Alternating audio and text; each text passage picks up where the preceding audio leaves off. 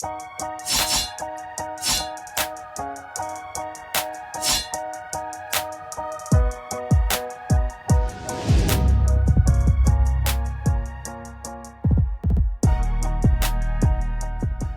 on The Chef's Cut, we are talking about the latest update on the Noma Copenhagen story with the return of René Redzepi that was just announced. Plus, we are going to run back our episode from March when the story first broke so you can remember what made these headlines so dramatic in the first place. But first, Chef's Cut Nation, you know what time it is. We need 10 seconds of your day. Please take a moment to rate and review the show wherever you get your pods.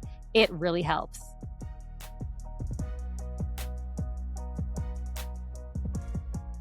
So, big news out of Copenhagen this week is Noma is back, and so is Mr. Redzepi. Yeah, he's back. So if you remember, not that long ago, Noma, the #1 restaurant in the world for several years, was doing this massive LA pop-up. Tickets were $1,500 a person, and it created an uproar about past abuse allegations with the staff, physical, mental abuse. So we did an episode about all of that. And the thing that happened, and we're going to play this episode. So if you don't remember everything, don't worry. We've got the episode coming up next. But we have to talk about this again because after doing that tearful... The whole ceremony is going to pre-shift, telling everybody I'm out. You guys will run it. I'm stepping away. I'm sorry everyone is in this situation. I really, really am. I don't think this represents our team. He's back. Yeah. There is obviously a million wrinkles to this, right? So they say he's coming back. He's not coming back as like chef, right? Right. He's coming back as the creative director. And there's a chef who's worked for him for several years who is going to be running the kitchen as the exec chef. So René Redzepi will not be operational. Right. So, I mean... There's so many layers to this. Like, one, it's like, okay, people deserve second chances, obviously, right? Mm-hmm. So it's like always like, what's the line of like, what's the line too far? And, you know, and then it's like him coming back and saying like, oh, I'm a creative director now, not a chef. It's like, so you're only influencing some people and some ideas, but not all people and all things.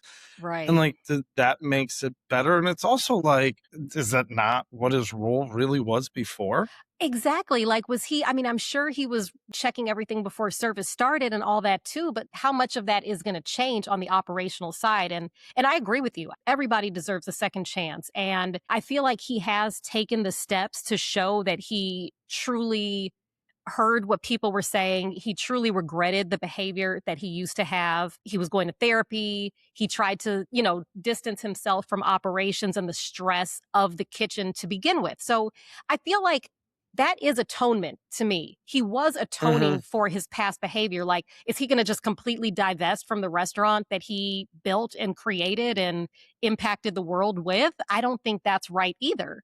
So I was just really surprised. I don't think it's realistic. You know what I mean? Like, I just don't think he would do that. You know what I mean? You don't build that restaurant because you're the kind of person who can just like let other people do it, right? You Right. build it because you're obsessive. Anyone who's at the height of whatever field they're at, they're obsessive, they're compulsive, they are one track mind, right? The one track was creating the greatest restaurant in the world. And he went and did it seemingly at, you know, extremely high cost to himself, to others, but it was, you know, it was very goal oriented.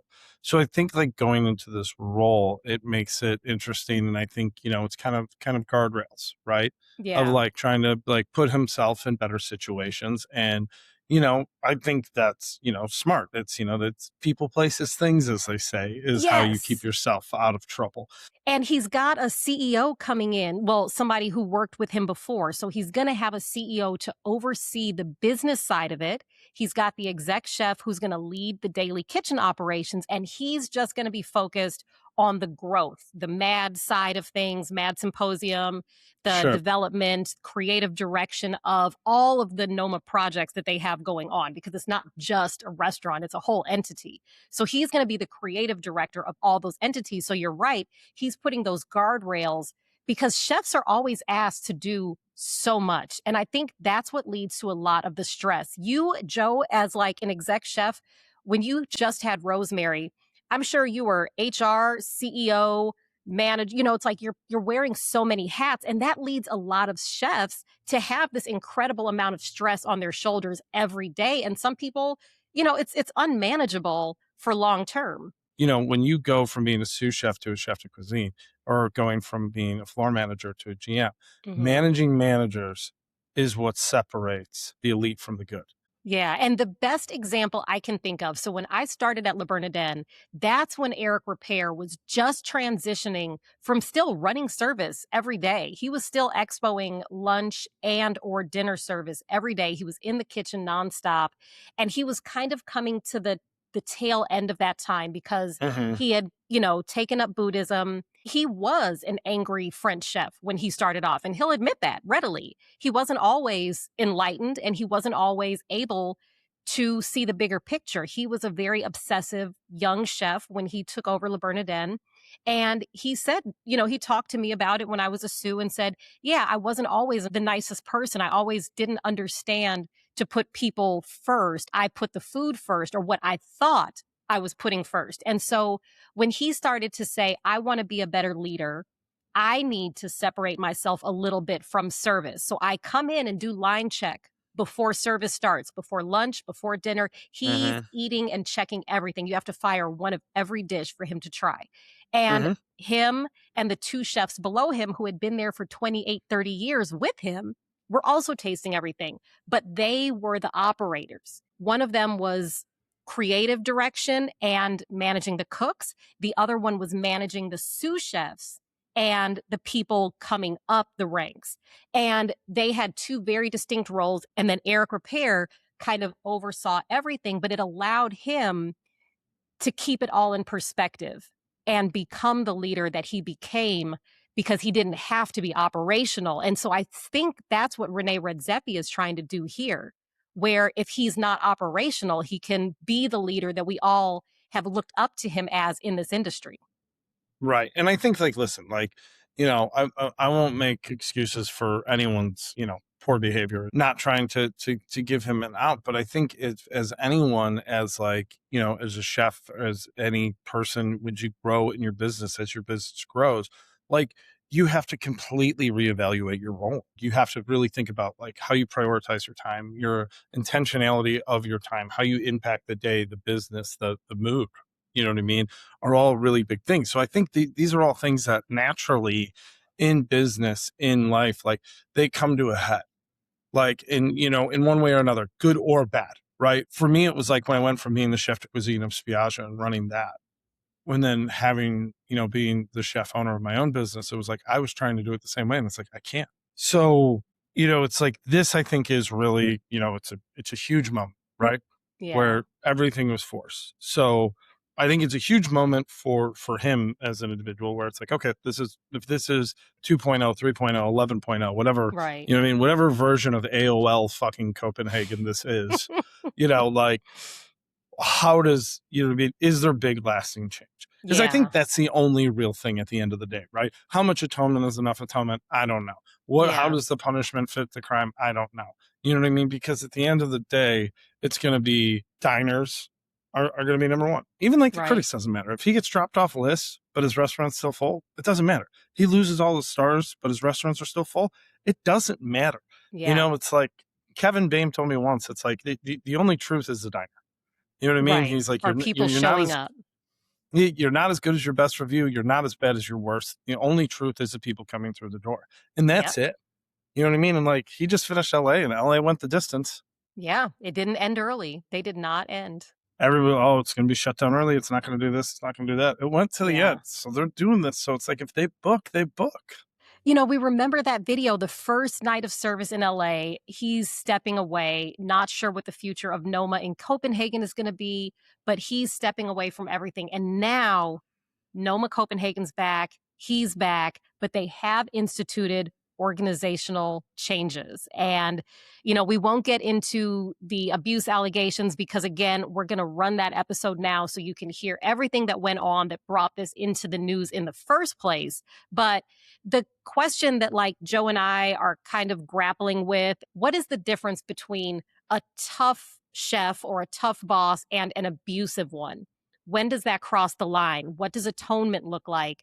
Is it just divesting and taking away that person's involvement or power? Or is it just making sure that they understand that it was wrong and steps are being taken to make sure it doesn't happen again? And I think that's what I see happening here. So we'll keep following this and see where it goes. But that's our Noma update for now, because it keeps coming back in the news cycle. My biggest hope with this is that, this is a chef, this is a restaurant that created a playbook for so many people on how to be the best, right? My biggest hope is this is a chapter where he takes that same intensity, that same intentionality, all of that, and helps build a playbook of like how to lead with empathy, with compassion, and like show like, hey, you can still be the best, but do it from a, healthier, happier place. Like that, That's what I hope. You know what I mean? It's like that we see a blueprint for excellence on a high level where it's like he's on his, Phil Jackson Zen shit. And that's, that's what I'm hoping for. That's what I'm rooting for. That's what I want to see. Show me that blueprint. Hopefully this just really sparks a conversation in our industry about, should we be separating the creative genius from the operational structure of restaurants? Because it puts unnecessary stress. It takes away sometimes from the growth and development. And yes, you can do a lot of it, but should chefs be doing it all? So that's another conversation I hope, really comes out of this. Yeah, it's always good reminders. Like you can't do it alone, Yeah, well, let's get into that episode for anybody who didn't know the backstory on Noma. Check it out and let us know in the comments what you think about this next iteration of René Redzepi coming back, Noma coming back, and the new structure that they're instituting.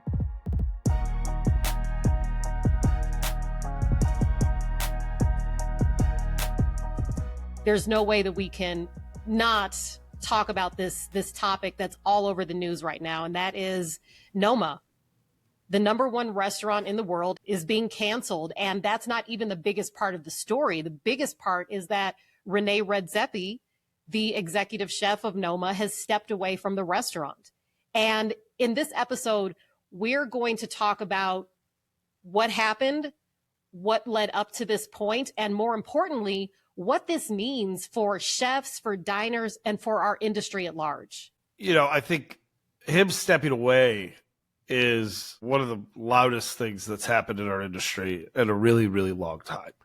And, like all this comes out, the New York Times article that hit a couple days ago, alleging all these allegations against, René himself and the culture there at Noma and, the abuses and all that on the heels of this massive pop-up that you and I had been talking about. This $1,500 per person, move everyone to LA, massively corporately backed juggernaut of a pop-up, and then all this comes flying out, and you see, you saw the money walk away first, right? Amex backs out. Was the other one Blackbird? Yeah, the platform, the reservation platform. The reservation platform backs out. Yeah. And now, but it's like you still have this thing there, and now, Redzepi shows up to pre-shift and says he's leaving. And he's stepping away from Mad too. This is the founder of Noma. This is a guy, 23 years ago who started maybe the most prolific restaurant of mine and your cooking era, right? You could say people are talking about this on a household level who maybe necessarily didn't even know who he was. Right. But like this has made him a household name in, in the worst, in a negative way as opposed to, a positive way. Yeah, and it all kind of started because they brought 130 staff members from Copenhagen to LA for this pop-up and charging $1,500 a person. And so first the conversation was about how expensive it is, right? Like that was the first thing that people kind of honed in on. And then people started looking at the labor practices and said, well, they're charging so much, but there's so many years of staff that were unpaid. And then it kept going and it snowballed and it snowballed. And then people started digging into allegations of abuse that happened in the kitchen in the early years. Yeah. And I think it's one of those things where it's like, they talk about in restaurants where it's like the bigger a place gets, the more issues you're going to have, right? The more people that are going to come for you. And I think it's, 23 years is a long fucking time.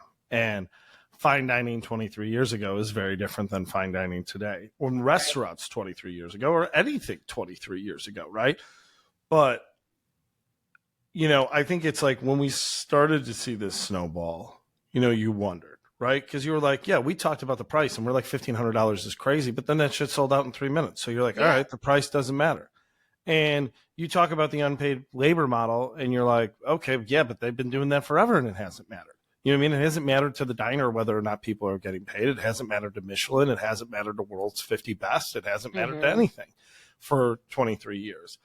And I feel like the stuff in the New York Times article, like, alleged, physical abuse and the verbal abuse, I think was on the table forever with this place and other places. And I don't know. I wasn't there. I've never worked there. You know what I mean? I've never met René. But it's crazy that like that was finally the tipping point where you saw action, where you saw sponsors actually pull out. Yeah. And the sponsors pulling out, like that's, you know what I mean? And anything, right? Nothing happens till the money's affected. You know what I mean? And then once the money gets pinched, things get shaken up. Yeah. You can fuck with a lot of things, but you can't fuck with the bag.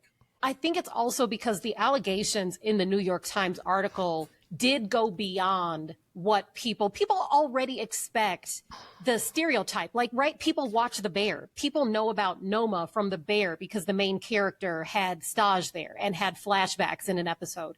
There are certain things that people assume and take for granted and are okay with when it comes to fine dining and verbal abuse, or, we used to call them like the Jedi mind tricks. It's like they got to break you down to build you up. So there is a certain level of what was acceptable and then what came out in the New York Times article that some people have experienced there went well beyond what I think people thought.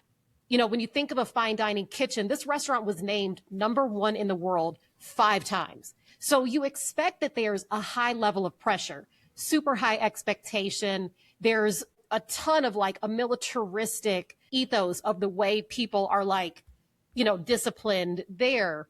But physical abuse definitely takes it to another territory. And that's why I think Amex and Blackbird pulled out, because once you go beyond what is acceptable abuse, which shouldn't be acceptable in our industry, but it is the standard of how things have been done. And it's what I've experienced also. But when you go beyond that into physical abuse and some of the things that I read, even I was surprised by.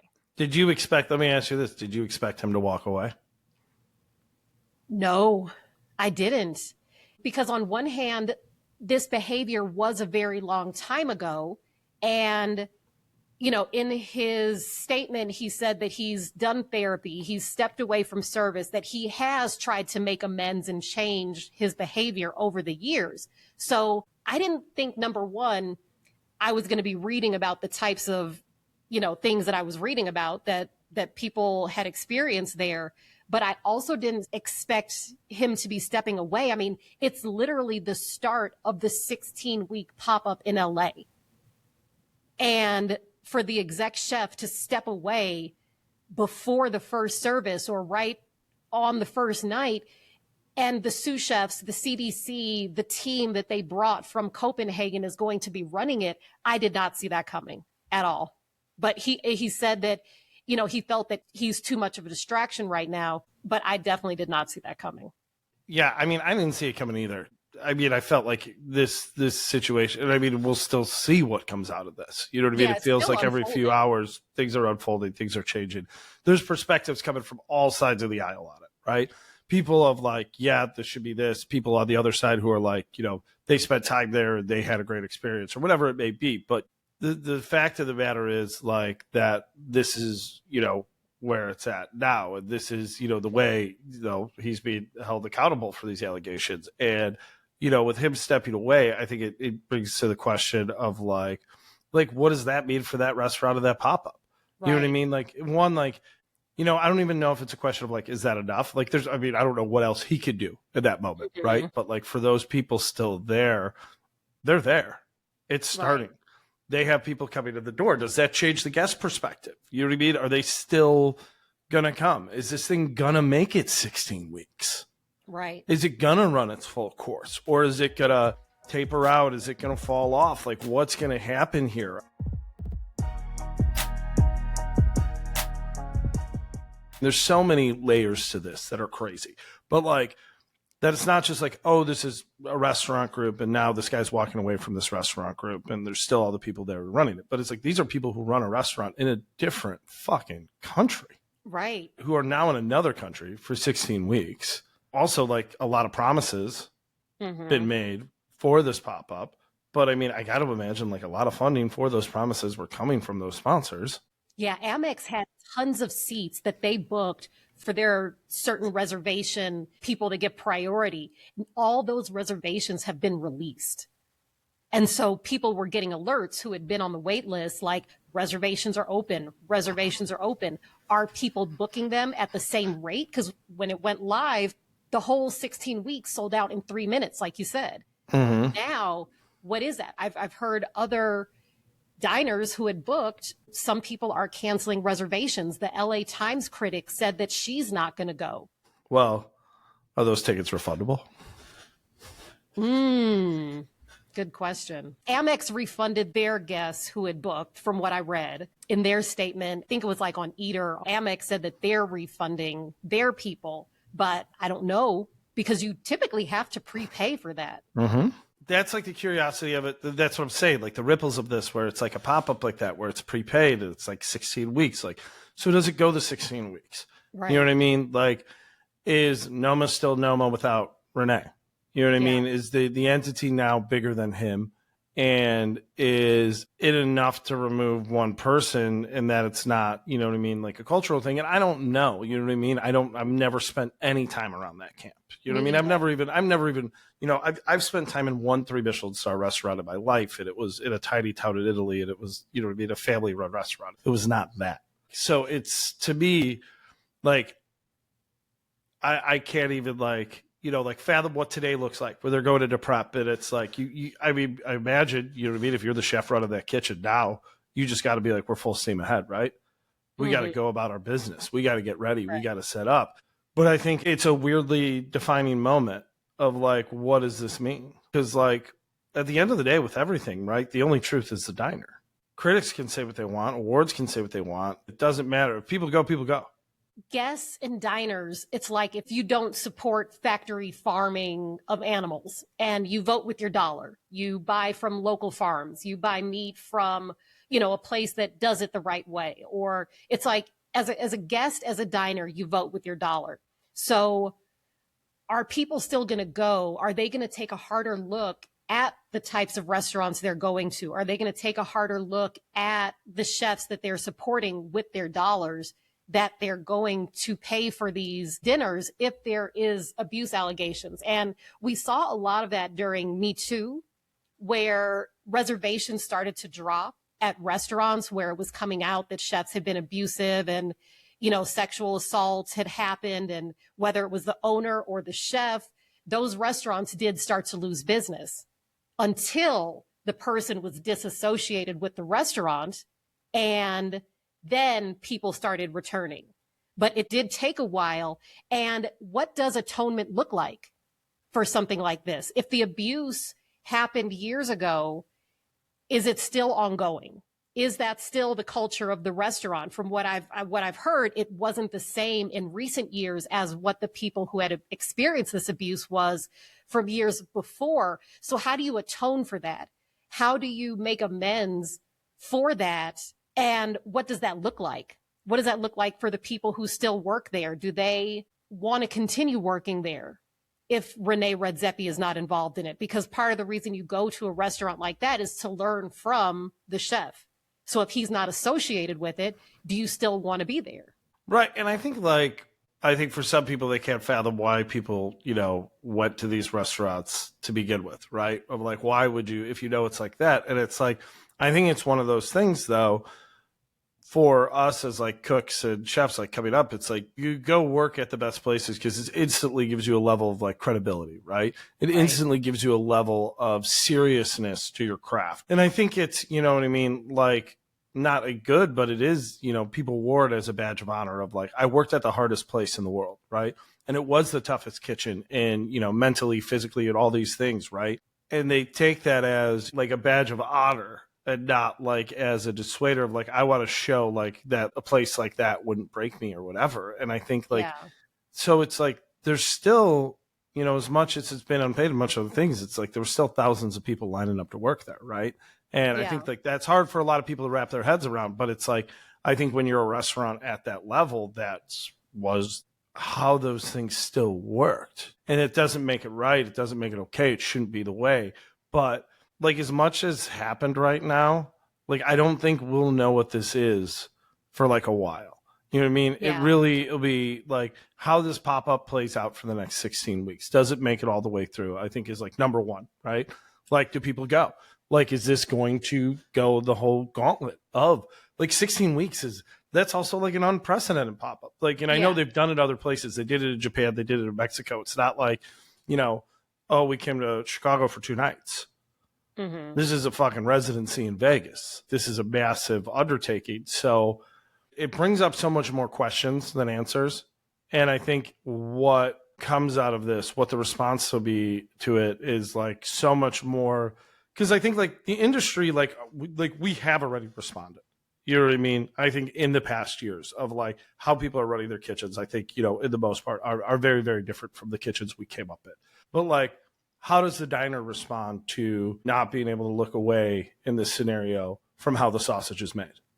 People are running kitchens differently, but people who work in these restaurants are also not accepting the same behavior that we accepted a few years ago, you know, in our generation coming up in restaurants. I've definitely had things thrown at me. I've definitely been yelled at where it goes beyond the mistake that I made. If I cut something wrong or overcooked or undercooked something, the screaming that you would get went beyond you overcooked this piece of fish or you undercooked this piece of fish or you messed up that chiffonade. It definitely went into a, you suck as a human being. You don't belong here. That's why people who come from where you come from don't work in places like this. So I understand that behavior was never okay. But like you said, I mean, I personally wore it as a badge of honor. I was 14 hours without a bathroom break one time was my record because my chef would yell at me every time I tried to leave my station, even if it was between seating sometimes. And I was proud of having built up that toughness and being seen as one of the guys. I was proud that I didn't let them break me because the sous chefs had taken bets on how long I would last in the kitchen in the first place. Mm-hmm. And the fact that I outlasted them, I was like, nah, take that.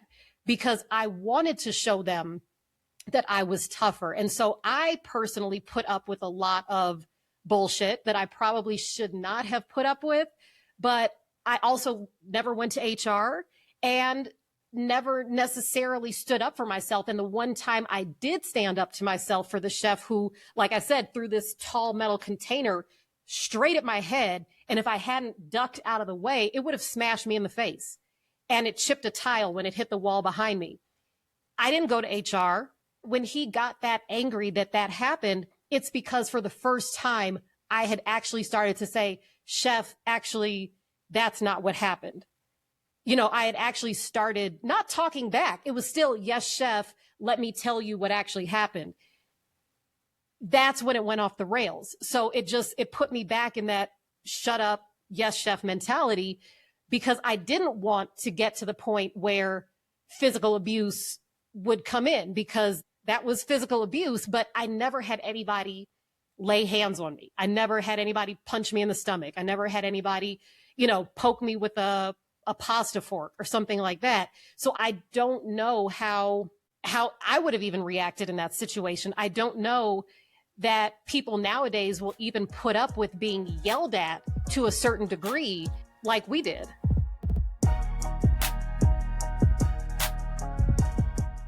I've told stories to, like, you know, cooks who I've worked with over the years about like coming up and being a sous chef for people, and just like the way chefs talk to me and the way they would say things to me. And, you know, they were like, oh my God, they're like, how long did you work there? Like a couple months. And I was like, oh, I spent 2 years there. And they're like, they were like, what were you doing? Like, what were you thinking? Yeah. And, you know, like the best I could come up with at the time was like, I think I was just at the point where I was like, well, I'm not going to let this person get the better of me. I'm going to go out on my own terms. I'm not going to quit because I feel like they are going to, you know, bully me. And that's what they were trying to do. It's just like, you know, it was a bully mentality and culture, I think, of like those old kitchens where it's like, oh, they just like bullied the shit out of people until they thought it would make them better or it would break them. And, I think it was very much a mentality of like, well, this is the way, people were even harder on me, so I'm going to be hard on you. And the reason I'm good is because people were hard on me. And I've always hated that mentality of like, it sucked for me, so it should suck for you. I think, our generation has had the greatest opportunity to say, it doesn't have to be like this. It could be whatever we want it to be. You know what I mean? Now that we're in charge, you know what I mean? A kitchen can be run, intensity and aggressiveness does not have to be a tone. It does not have to be a way of speaking together. There's other ways to bring that to a kitchen that are positive and not negative. And you know what I mean? Not derogatory. My kitchens are super intense and aggressive, but like, it's not because people are yelling at each other. It's because we're like pushing the pace. It's because we're being maniacs and having fun and like barking at each other. And I don't mean like barking orders at each other. I mean like literally just barking at each other, like dogs. I think in my mind, I hope that this change had already been happening. And you know what I mean? I think when you read the things about what was going on there, it seems like some of those changes had been happening. And you wonder, I think the response to this by the diners is going to show, is it too little too late? Is this a big enough move? What else will it be? What will come from this? Will the pop-up survive? Will Noma survive? That's the bigger question here. You know what I mean? Something that was so prolific, something that was a restaurant that created a genre like Nordic cuisine. Yeah, like that you thought Nordic was cuisine is, and then it was, the favokins and the relays and all these things, and Copenhagen being the dining city and the mad symposiums and all of these things, right? Fermentation labs, foraging, like all these things that Noma put in place that they created. I mean, Anthony Bourdain in 2013 said René Redzepi was the most important and influential chef of the time. Yeah. And that's, you can't understate the importance that somebody has and the impact that they've had on the industry. And that's why I think everybody's watching how this is unfolding and what's going to happen, because we're all thinking through this in real time. This is causing a lot of us to look back at stuff that we went through, people that we worked for, past behaviors. And it's also probably going to cause some people to examine the way they behaved and say, oh shit, is somebody going to come for me next? Like, you never know what that could lead to. So this is kind of like a watershed moment for our industry, because we've discussed the abuse before. We've discussed the way kitchens were run before, but this is on a whole new level that is really making people stop and take stock of so much more than just, we'll talk about it next week, just be a little better tomorrow. This is really making people take a harder look at ourselves and our industry and what we kind of swept under the rug for so long. Yeah. So I think it's, like you said, it's a watershed moment. Like, what happens now? Do they go the 16 weeks? Does Noma make it? I think it's something that we won't truly know for a while, right? As this continues to unfold. But, I think it's one of those things you hope it does recalibrate us in a good way. You know what I mean? Of like reminding people of like this shit can't be that fucking serious. Right. At the end of the day, it can't be. It can't be. Like, everybody needs to fucking calm the fuck down. It can't be that serious. You know what I mean? Where we're screaming at each other and people are hitting people and like, you know what I mean? Like, it can't. We could still push really hard. We could still strive for excellence on the highest level. We could still push the boundaries of creativity, of, food, of sourcing, of how we do things. But like, it doesn't have to be that way. What the fallout is from this, what the reaction is from this, I think it'll be a while till we know. But Noma, as we know it, has changed forever.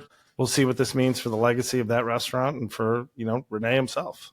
Yeah. And one thing that we've always promised to our listeners, to our audience, is that we will not shy away from the tough topics. We are going to talk about this. We're going to talk about other things as they come up, because things are still developing in real time, and we're working through this together in real time. And we will continue to have these conversations just like we always have and just like we always will.